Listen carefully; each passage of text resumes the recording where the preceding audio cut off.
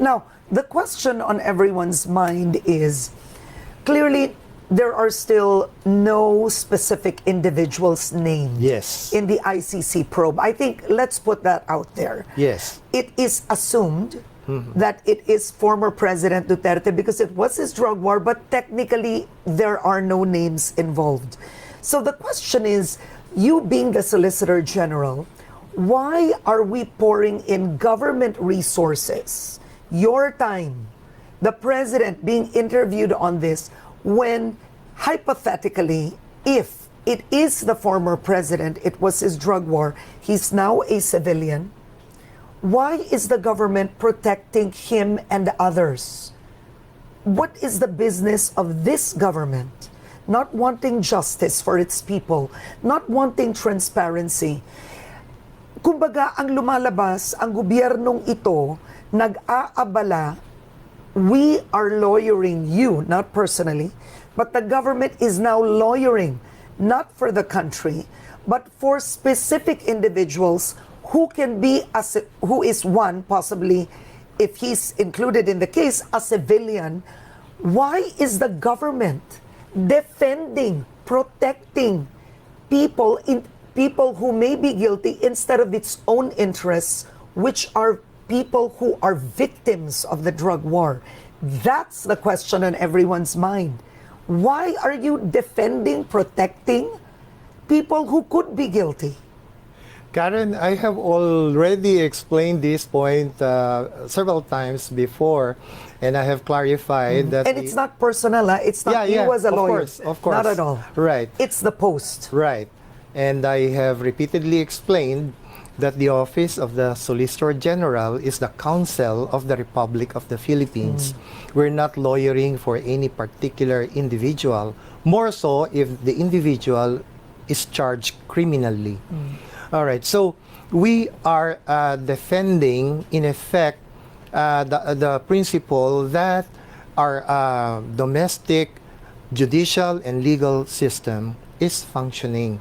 And for that reason, there is no basis for an international entity like the ICC to impose upon ourselves their own type of investigation, because our own system is working. It may be not to their liking, but that is not a sufficient ground for them to take over the investigation that our own system is already doing.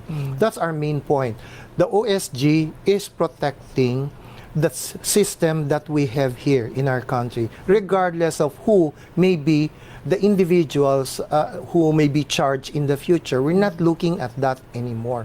What we're protecting is our sovereign right to do our own investigation in our own way within the framework of our own legal and judicial system. That's all that we want to project to the ICC. We're not protecting anyone. That's farthest from our mind. Okay, then Solgen, I mean, this is way before your time. If this was the argument of the Philippines, why did we join the ICC in the first place?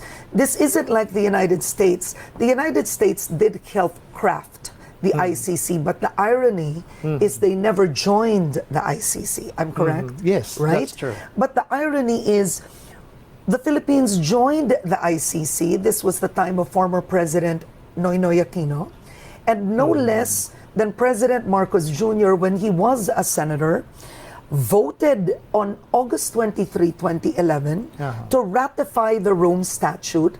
Former President Marcos didn't question during the Senate hearings. He didn't express reservations.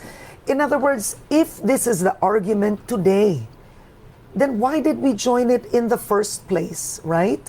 By joining the ICC, we as a country, and not personally, we're saying we recognize that you can investigate crimes against humanity.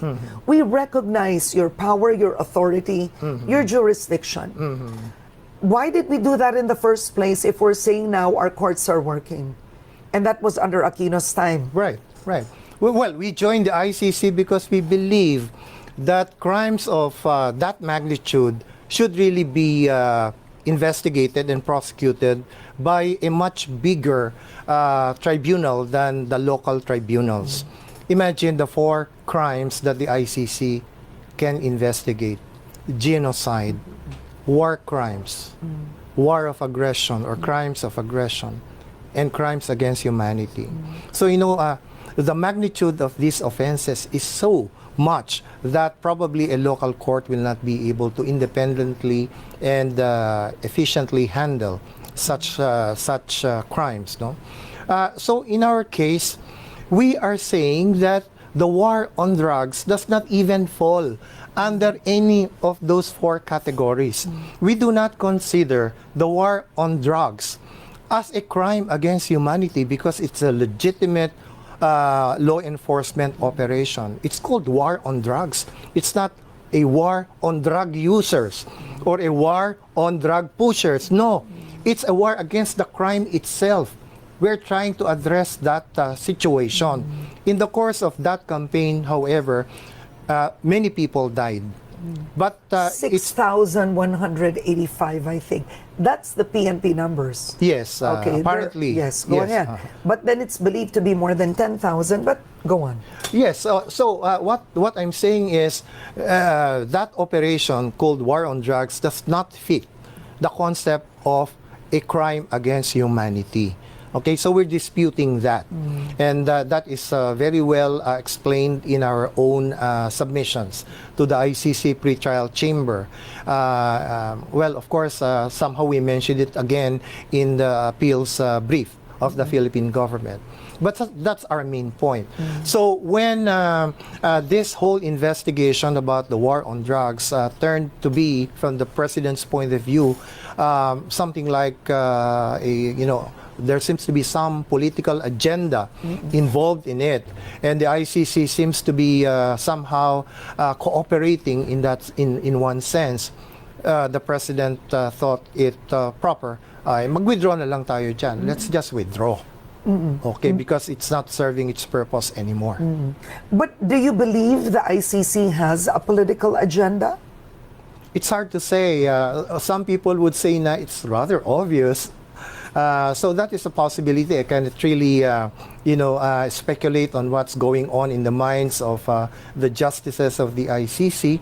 So tayo na lang ang mag-judge. Let's judge the ICC by their own actions. As a lawyer, I tend to, give credence and good faith to all that our courts and prosecutors are doing as a lawyer.